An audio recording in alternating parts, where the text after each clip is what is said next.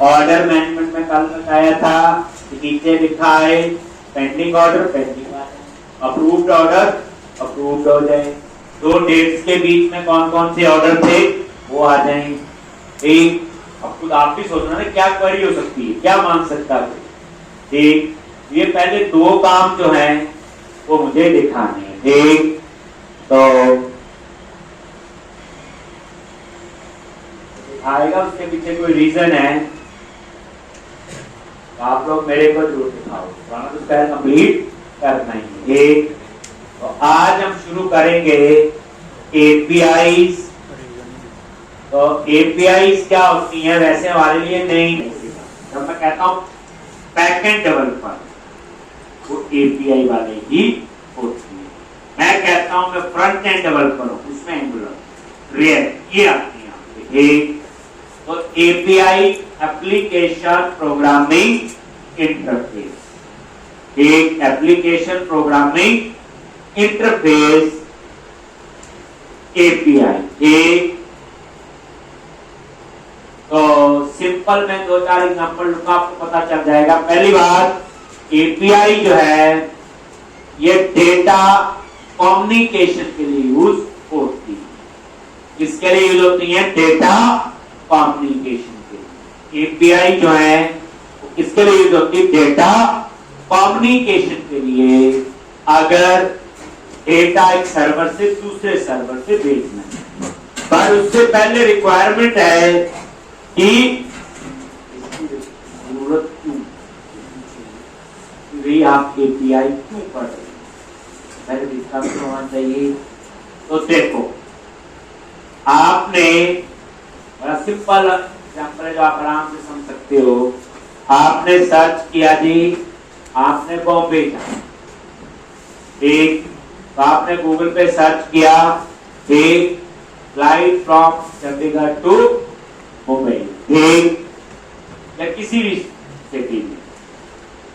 ठीक, जब आप गूगल में ये लिखोगे तो वहां कई वेबसाइट्स आ जाती नीचे। ठीक, ये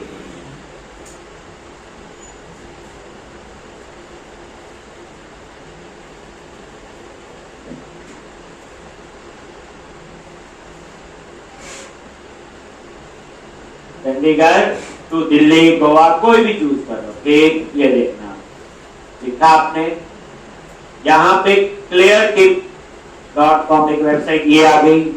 ये देखो, ये मेक माई ट्रिप आ गई, यात्रा.com, ये अलग अलग बड़ी है वेबसाइट। ठीक, अब आपने मान लो सबसे पहले क्लियर ट्रिप पे इस पे क्लिक किया। ठीक, ये के अपने ऊपर आगे चलो। अब यहां पे ये पूछ रहे हैं तब ये वन वे है, इधर पर चली जाएगा।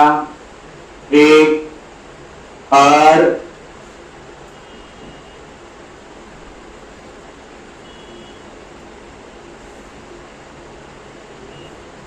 चंडीगढ़ से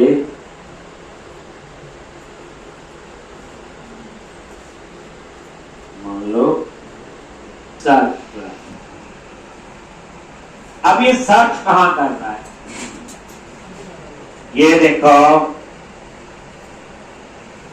ये इंडिगो का कि कितने बजे फ्लाइट चलेगी, ये सारी इतने पैसे, ये इंडिगो की आ रही। ये देखो, ये एयरलाइन चेंज होगी, वो बस, ये कोई और एयरलाइन नहीं। एक इंडिगो, ये विस्तारा की भी आ गई। एक ऐसे ही इंडिगो, विस्तारा, गो इंडिया, देखो आ रही सारी।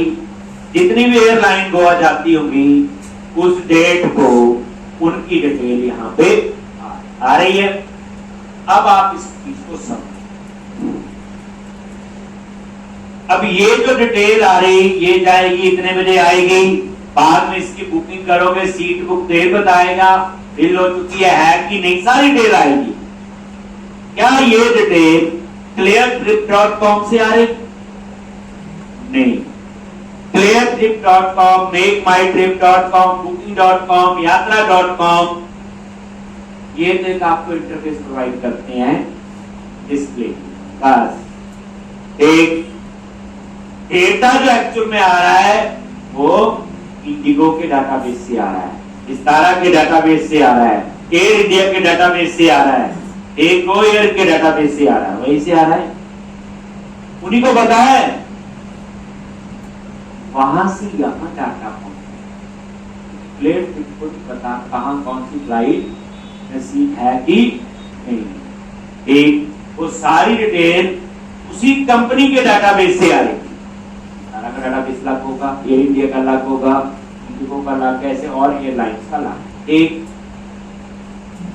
तो अब ये देखो, अभी आप किसी और पे सर्च करते हो, मान लो क्लियर टिप्पणी, ये कोई और, ठीक, आपने क्या किया, मेक माई ट्रिप पे करो, ठीक, आप यहां भी होगा, यही डाटा यहां मिल जाएगा। आप booking.com पे गए, वहां मिल जाएगा। यानी जितने भी आपको वेबसाइट्स होंगी सब पे आपको डाटा मिल जाएगा।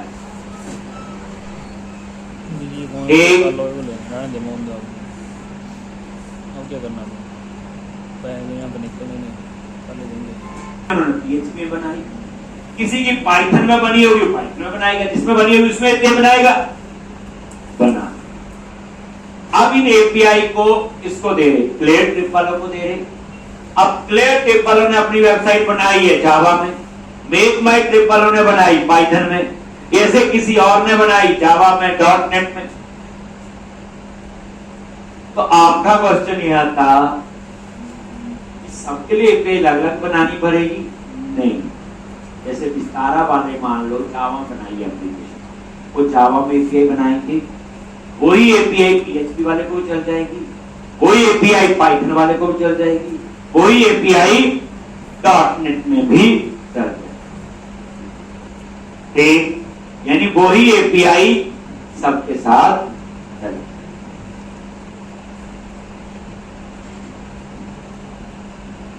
लेकिन ऐसा क्या चीज है कि वो सबके साथ चले?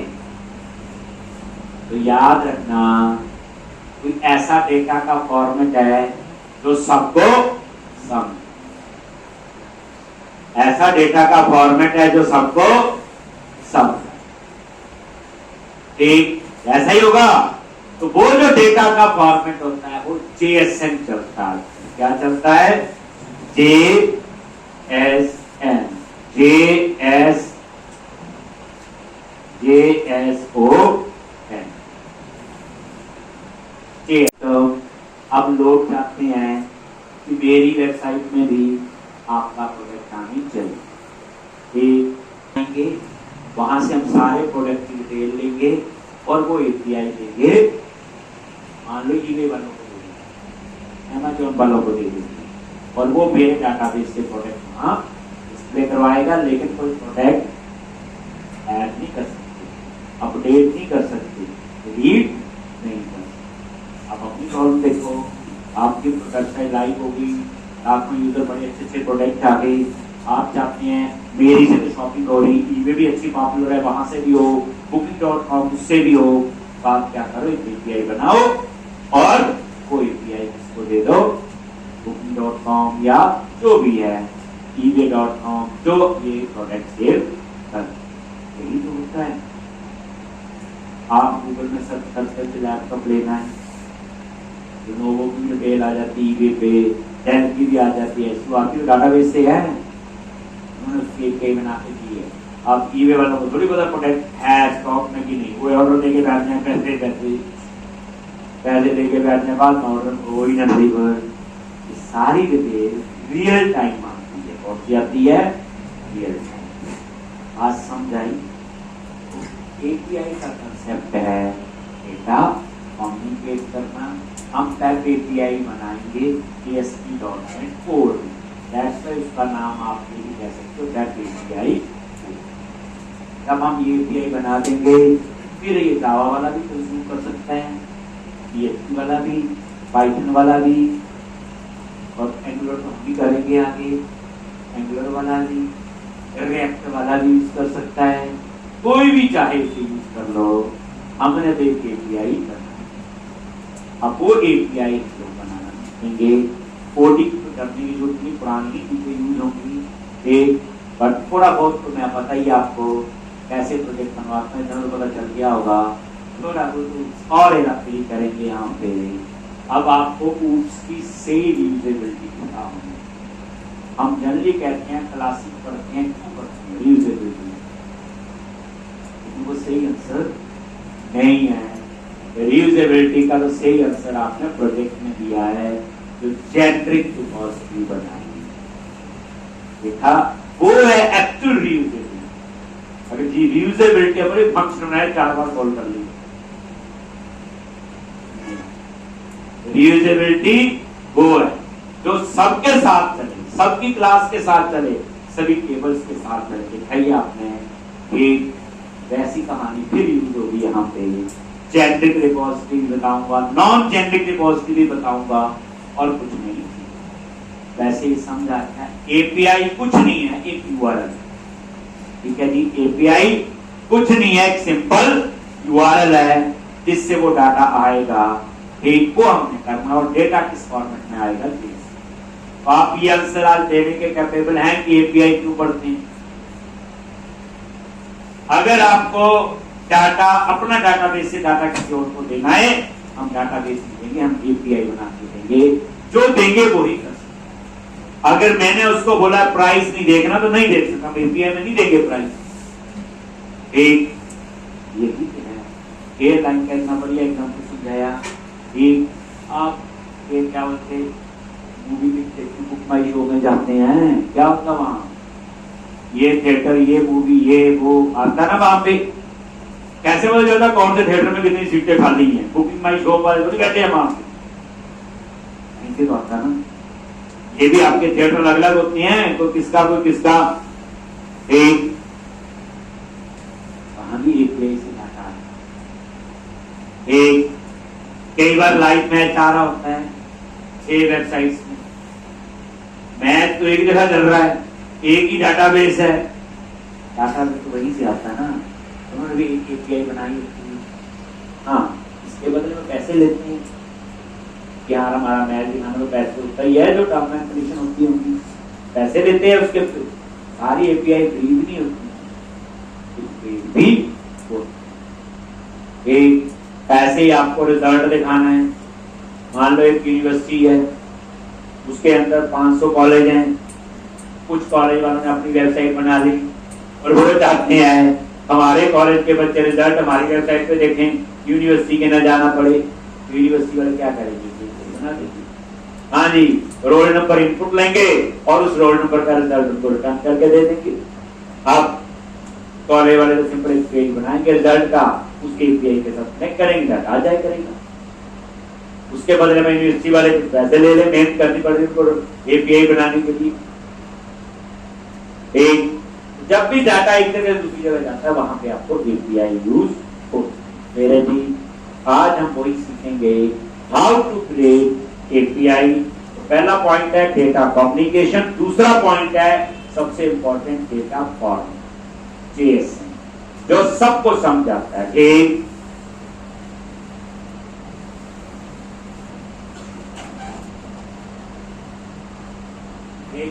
Data format, JSM. तो अब यहां पे ASP.NET कोर में ही हम लोग एपीआई बनाएंगे, और ये मैं एक प्रोजेक्ट की है। पहली बात, ये सिंपल नहीं पढ़ रहे, पूरा एक इसका प्रोजेक्ट होगा जो 10-12 दिन चलेगा। ठीक है, 15 दिन। एक ये आप इसको प्रोजेक्ट की तरह ही कंसीडर करें। लॉगिन, और यहां लिखोगे ASP.NET कोर। हम चूज करेंगे ये option ASP.NET core web API, और यहाँ पे याद दोगे लैंग्वेज शीशा देख लेनी आपने, लैंग्वेज शीशा। ठीक,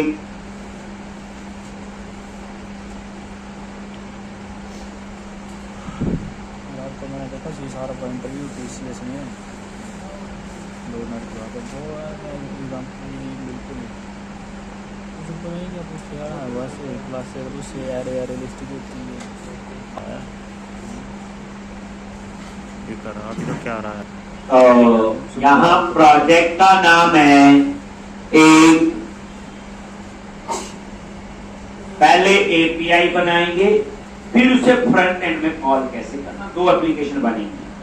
एक तो इसका नाम दे दिया पार्क API, एक पार्क API और बैच टाइम के हिसाब से बन लेंगे। ये कुछ मैंने नेशनल पार्क वगैरह को मेंटेन करने की API बनानी है। जो API हमें पार्क की डिटेल दे, पार्क पता ना, ये सेक्टरों वाले पार्क नहीं,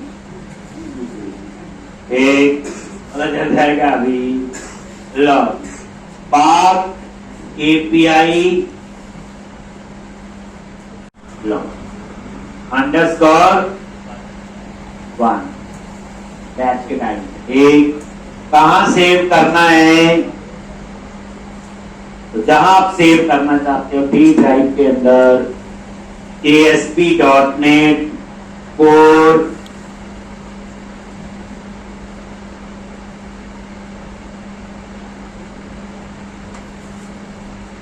एक, और यहां पे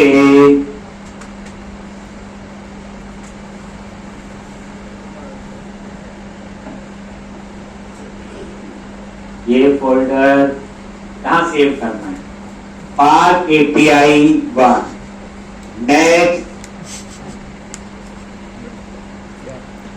.NET 5 ही यूज करनी है। क्या कर रही हैं, .NET 5 6 में आपको सिर्फ माइक्रो सर्विसेज का कंसेप्ट समझाऊं, एक .NET 6 और ऑथेंटिकेशन टाइप में ध्यान से देख लो, ये वो ऑथेंटिकेशन टाइप नहीं आती जो आइडेंटिटी फ्रेमवर्क हमने पढ़ा। एक यहां में कस्टम काम करना पड़ता है, यहां नहीं रहे। एक बाकी तो आपका ठीक है, आप सिंपल क्रिएट पे क्लिक करें। किस पे क्लिक किया,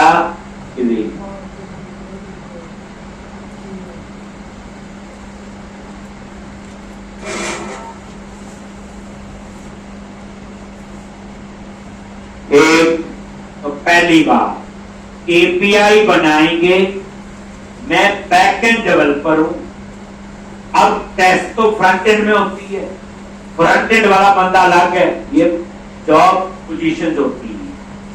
तो हम लोग क्या करते हैं, API को बनाने के बाद टेस्ट करने के लिए हम टेस्टिंग टूल यूज करते हैं। क्या यूज करते हैं, टेस्टिंग। मैं 2 टूल यूज करवाऊंगा, वैसे यही यूज करते हैं ज्यादातर। एक का नाम है स्वैगर जो इनबिल्ट है, स्वैगर SWAGGER, और दूसरा आपको इंस्टॉल करना पड़ेगा, वो आपके पास नहीं है, वो कर लेना आपने। एक कल तक पोस्ट में छोटा सा टूल है, कोई बोल क्या है नाम, एक स्वैगर, वो आपको नहीं इंस्टॉल करना, वो है। दूसरा जो है ये पोस्ट में। पूछा जाए स्वैगर और पोस्टमैन का क्या रोल है, तो आप क्या आंसर दोगे, ये टेस्टिंग टूल है जहां हम API को टेस्ट करते हैं। कई बार क्या होता है, आप काम कर रहे हो, क्लाइंट ने API किसी और बंदे से बनवाई है, आप उन API को यूज करोगे, तो आपका मन तो करेगा ना, मैं टेस्टिंग कर लूं ठीक है, चलती है कि नहीं, तो उसके लिए फिर आप कोई टूल यूज करोगे। वो स्वैगर भी हो सकता है या पोस्टमैन, ठीक है जी। लो तो पोस्टमैन आप इंस्टॉल कर लोगे, छोटा सा, कोई ज्यादा टाइम नहीं है। अब आप लोग एक बार ये रन करके देख, वैसे क्या API का GUI नहीं होता, ग्राफिकल यूजर इंटरफेस नहीं होता, डाटा ही आएगा। क्या लिखो यार, API किसके लिए होती, डेटा कम्युनिकेशन। ठीक, इसका कोई GUI नहीं होता, टेक्स्ट बॉक्स लगे हैं, बटन लगे हैं, ऐसा इसमें कुछ भी नहीं है। ये बाय डिफॉल्ट इन्होंने एक API बनाई है और ये स्वैगर से इन्होंने टेस्ट की, इससे स्वैगर से। और ये देखो, ये वेदर फोरकास्ट की है, ये देखो यहां पे इसे एक्सपेंड किया, ये बनी हुई है, बताता हूं कहां है।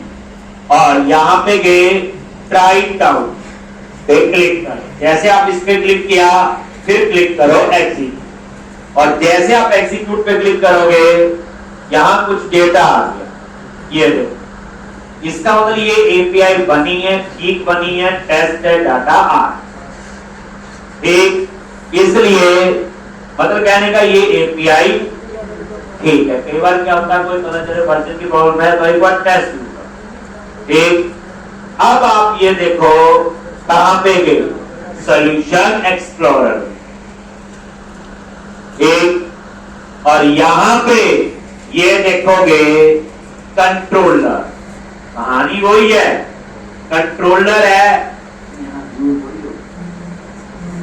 ठीक, क्योंकि इसका यूआई तो नहीं, क्यों नहीं होता, ये डाटा ही कम्युनिकेट कर, यही बताया ठीक, डाटा ही जाता है, डिजाइन थोड़ी जाएगा क्या और ठीक, डिजाइन तो आउटपुट पे आएगा, वो फ्रंट एंड का काम ठीक, असली बैक एंड अब सीख रहे हैं कहने का तो मेरा ही। और ये देखो वेदर फोरकास्ट की इन्होंने एपीआई बनाई हुई है, ये एपीआई कंट्रोलर लिखा जाता है उसके, यहाँ बनाएंगे अपना, ये राउट की कहानी आपको थोड़ा सा आइडिया है। और ये देखो ये इन्होंने कोई अपना ऐसा बनाया हुआ, वो छोड़ो बाद में देखेंगे। और ये है वो HTTP कैट करके बनाते थे ना लोग, ये वही वेदर फोरकास्ट की जो डिटेल देता है, हमें कुछ नहीं लेना है ना, ये तो सिर्फ टेस्ट करने के लिए दिया ठीक। तो ये आपका कंट्रोलर बना ठीक, बाकी वही स्टार्टअप फाइल बताने की जरूरत नहीं, वही ऐप सेटिंग्स आ रहा है, वही फाइल है, ये वही स्टार्टअप देख लो, नजर मार लो, वहां नोटिस किया होगा यहाँ पे स्टार्टअप आता था, कौन सा कंट्रोलर और कौन सा एक्शन याद है, अगर आप नॉर्मल एमपीसी एप्लीकेशन देखिए इसमें ये कुछ भी नहीं, तो इसमें पेज तो है ही, पेज है ही नहीं, ये तो डाटा ही कम्युनिकेट करना है, इसलिए ये थोड़ा बहुत स्वेटर की सेटिंग की है, इस स्वेटर से क्या है एक टेस्टिंग ठीक। तो बाकी कहानी देख लो, ऐप सेटिंग भी है ठीक। अब आपने क्या करना है, वही डिपेंडेंसीज फ्रेमवर्क वही सेम, तो फ्रेमवर्क इंस्टॉल होंगे, एंटी फ्रेमवर्क है चाहे कोई ठीक, इसमें जाने जाने नहीं, साथ साथ करते जाएंगे तो हम लोग देखते जाएंगे। ये आप सारा क्लोज करो, और अब हमने एप्लीकेशन स्टार्ट करनी है ठीक। पहली बात डाटाबेस तो यूज होगा ही, होगा नहीं होगा, डाटाबेस के लिए कौन कौन से पैकेज चाहिए,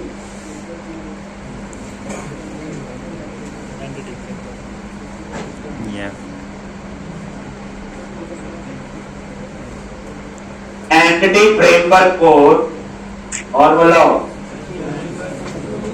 anti framework code, SQL server और एक, ये तीनों पैकेज आप इंस्टॉल ठीक है जी, एक एक करके आपने तीनों इंस्टॉल कर। इंटरव्यू है ना, इंटरव्यू में पढ़ी ना कोचिंग कितने होने करेंगे, प्रोग्राम इससे गांड फट जानी मेरी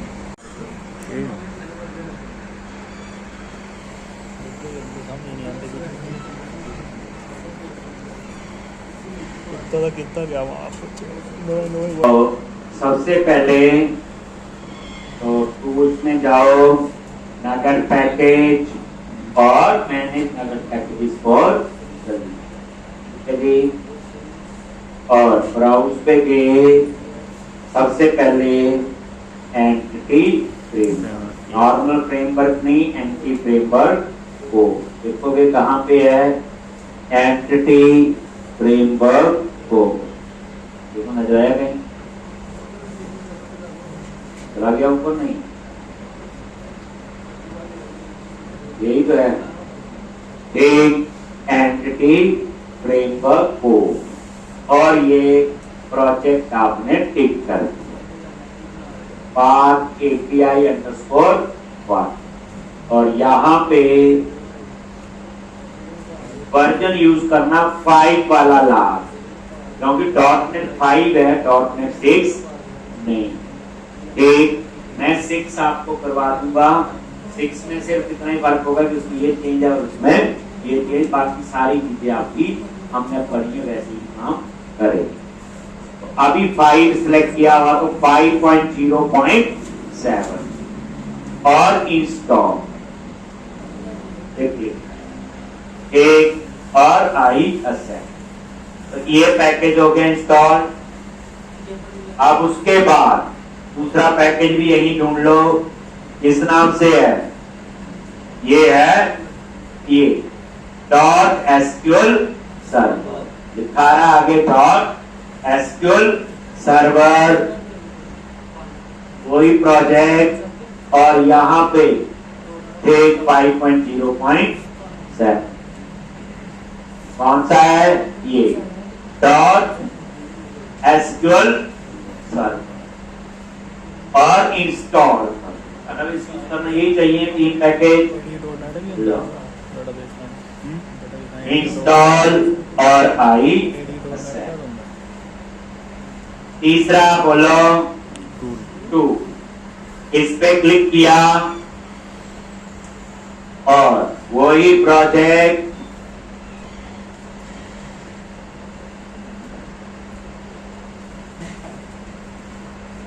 एक और इंस्टॉल और आई असेट।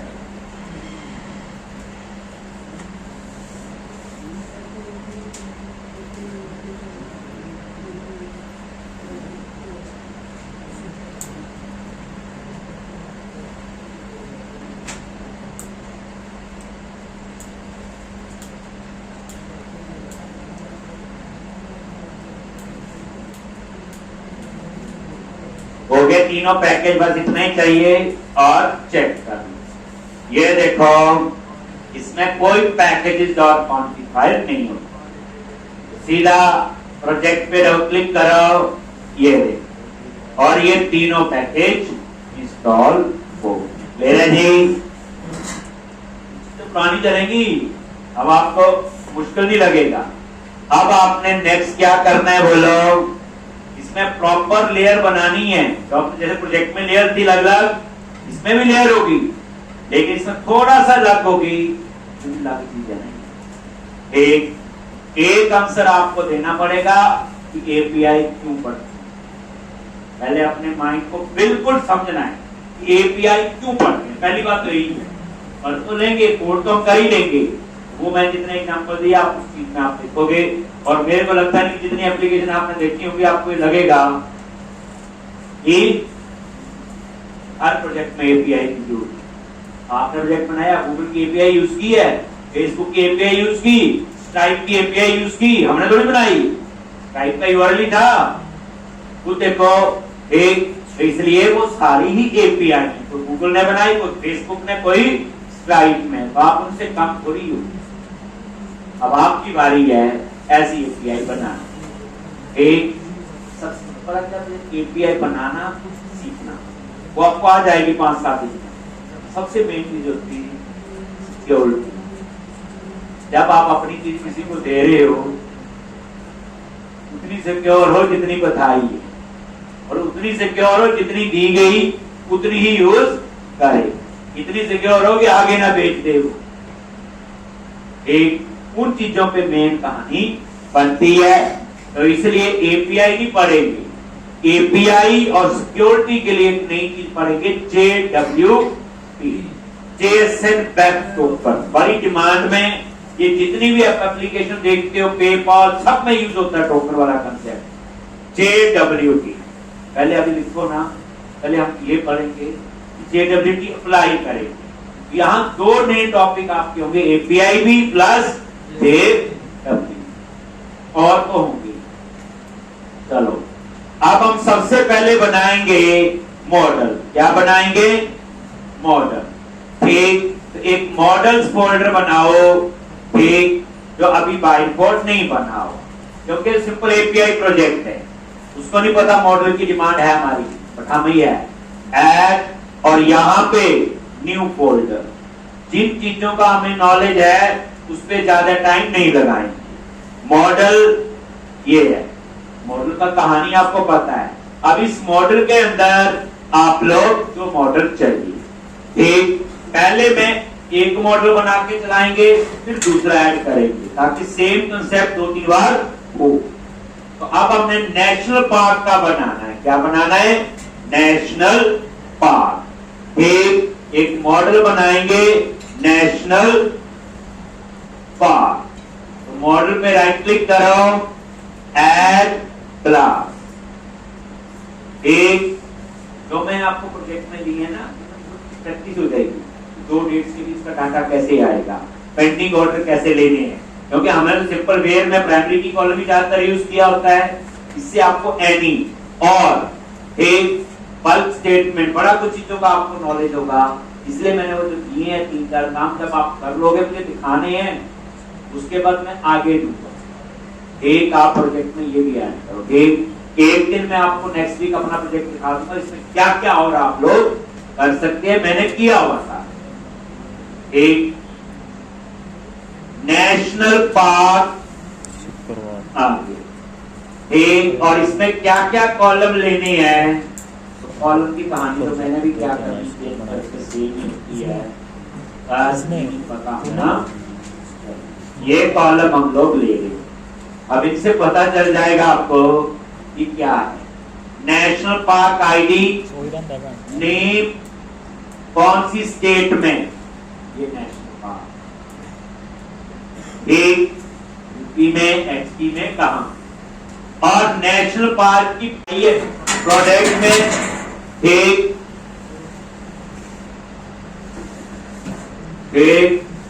तो अब आप लोग इस बार जो पिक्चर सेव करेंगे, डाटाबेस के कॉलम में पिक्चर सेव करेंगे।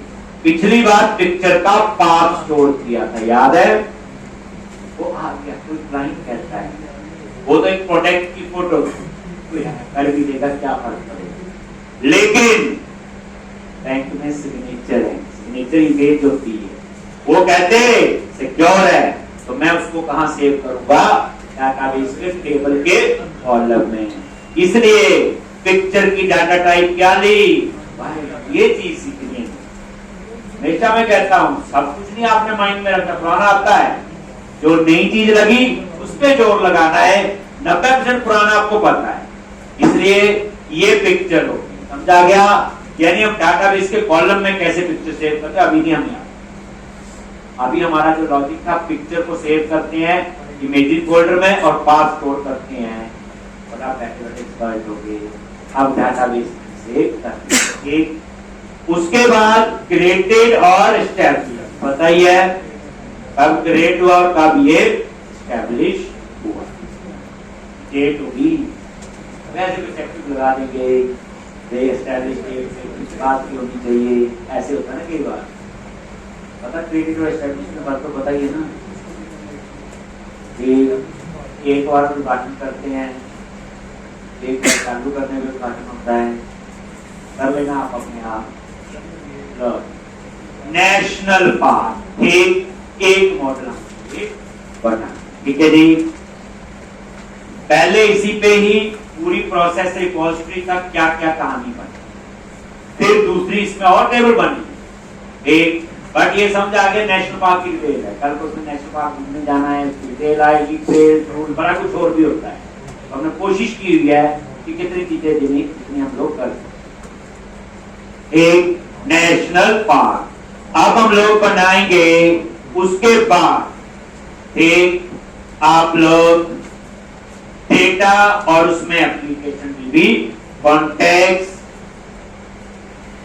डेटा फोल्डर बना लो, ये आती है चीजें, ऐड न्यू डेटा, और इस डेटा में एप्लीकेशन डीबी कॉन्टेक्स्ट ऐड किया। क्लास का नाम क्या रखोगे? एप्लीकेशन बोलो डीबी कॉन्टेक्ट, और यहां पे पता ही है टीवी कॉन्टेक्ट इनहेरिट कर लिया। एक चीज लिखनी है ऐप सेटिंग में कनेक्शन, बस वो तो लिखना ही पड़ेगा, वो हम लोग लिखते हैं। लो, एक एप्लीकेशन डीबी और डीबी कॉन्टेक्स्ट को आपने इनहेरिट कर दिया। अब यहां पे कनेक्शन कैसे बनाते हैं? ठीक, तो यहां पे आपने ठीक कैसे आपने देना है, तो CTOR आगे इसके अंदर, और यहां पे आई ऑप्शंस क्या आता है? टीवी कॉन्टेक्स्ट ऑप्शंस, और इसके अंदर आपने दे दिया एप्लीकेशन डीबी कॉन्टेक्स्ट और ऑप्शन जिसका नाम, और यहां पे क्या लिखते हैं? कॉलन बेस, और बेस में क्या आ जाता है? ऑप्शन। बेसिकली ये चीज नहीं याद रहती ज्यादा है, क्योंकि प्रोजेक्ट में एक बार ही लिखी होती है, बाकी तो रिपीट होते हैं। कनेक्शन एक बार ही बनता है एक प्रोजेक्ट में। आ गया, पता लग गया होगा ये। यहाँ टीवी कॉन्टेक्स्ट ऑप्शन, और उसके बाद आप अपना एक प्रॉप क्या लिखना है? जो मॉडल अभी बनाया टीवी सेट, और मॉडल का नाम क्या था?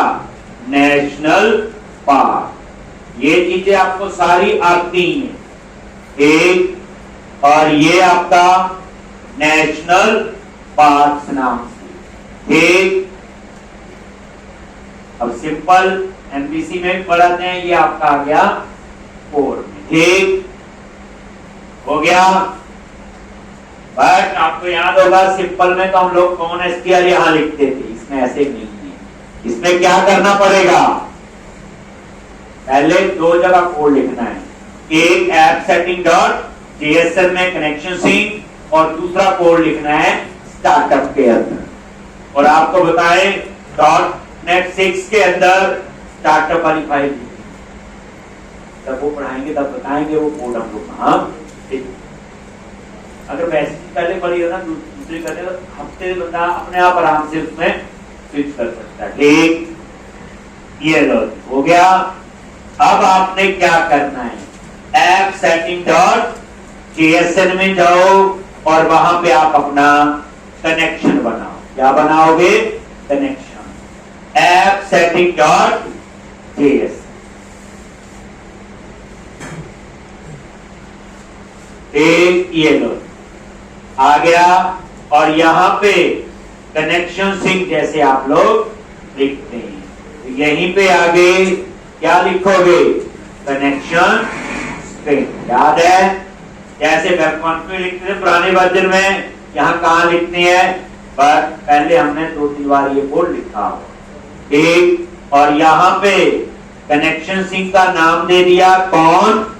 एसटीआर, जो आप रखना चाहते हैं, और यहां पे आप पूरी डिटेल दे दो।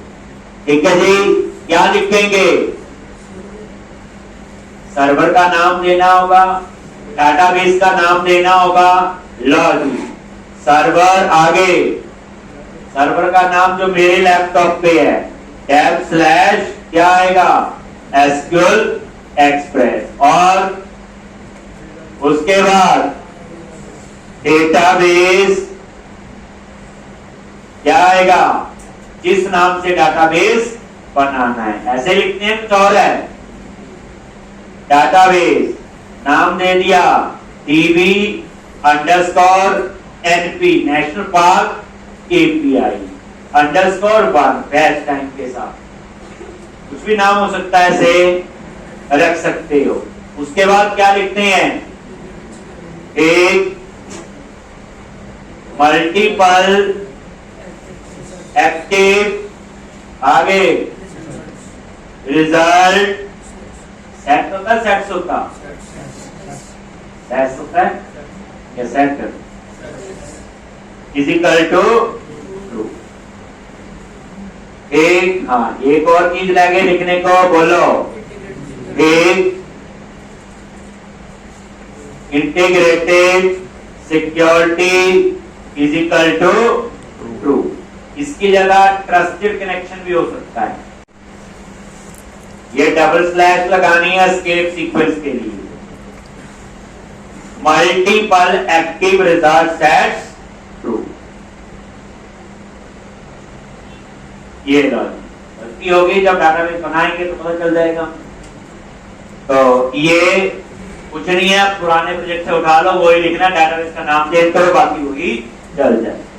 कोई स्पेशल कोड नहीं है कि मैं यहाँ कुछ चेंज कर रहा हूँ। जहां टाइम बचता हो वहां टाइम बचाना चाहिए, कर चुकी है। अब उसके बाद आप क्या करोगे, बोलो। ठीक, उसके बाद स्टार्टअप में जाके इसे ऐड करना है। ठीक, कहां ऐड करना है, स्टार्टअप। अब आप लोग स्टार्टअप पे आ जाओ, लिख लिया ये लॉग। कौन सी फाइल, स्टार्टअप। अब इन चीजों में तो 1% भी कंफ्यूजन नहीं होनी चाहिए। कैसे लिखते हैं कनेक्शन सिंक। एक आप एक वेरिएबल डिक्लेयर कर लिया कनेक्शन सिंक को एक्सेस करने के लिए। कैसे, configuration dot get connection sync, और यहां पे वही कनेक्शन सिंक का जो नाम दिया आ जाएगा। ऐसे ये ऐसे एक्सेस होता है इसमें। और उसके बाद क्या लिखते हैं, बोलो। Services dot ad TV contacts, और यहां कौन सी application, TV contacts, TV contacts. ठीक, और इसका नेम स्पेस ऐड कर लो, ये लो। फिर क्या लिखते हैं यहां पे, बोलो।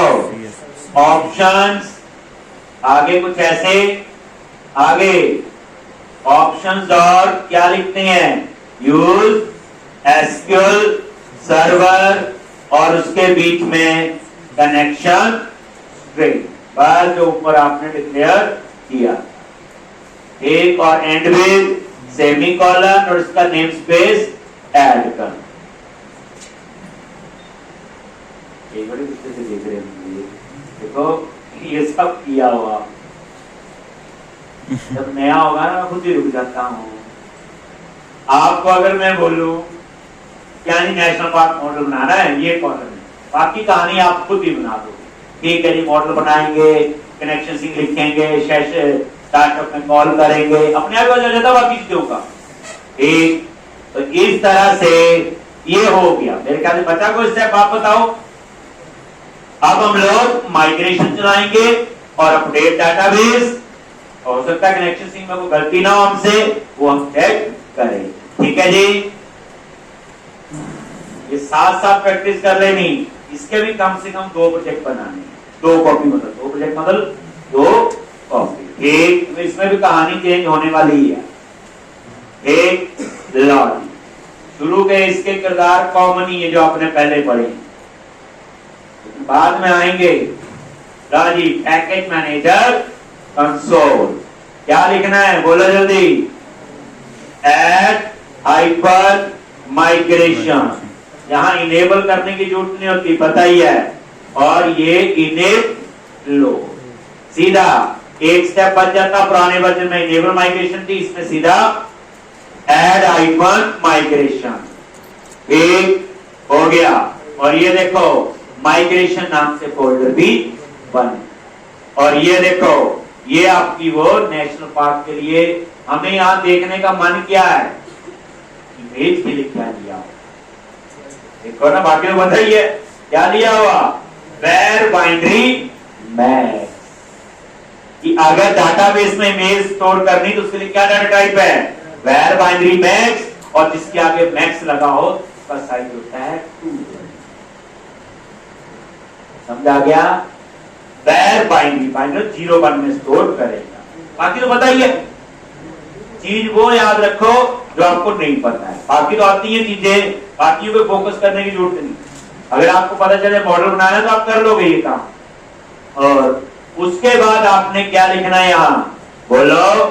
Update hyper data base. एक अगर कनेक्शन सिंक ठीक है सेटिंग में, ये डाटाबेस बन गया, डन, नहीं तो इसमें कोई एरर देगी। ठीक, तो ये डाटाबेस आपका बन गया।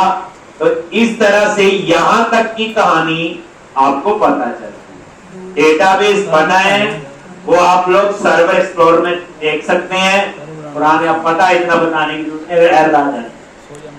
अब आपका नेक्स्ट स्टेप क्या कर रहा हूं, मुझे पता है यहां सिर्फ 2 ही मॉडल बनते हैं, तो non generic specific, national park की स्पेसिफिक हो, ताकि आपको वो भी पता हो, इसलिए।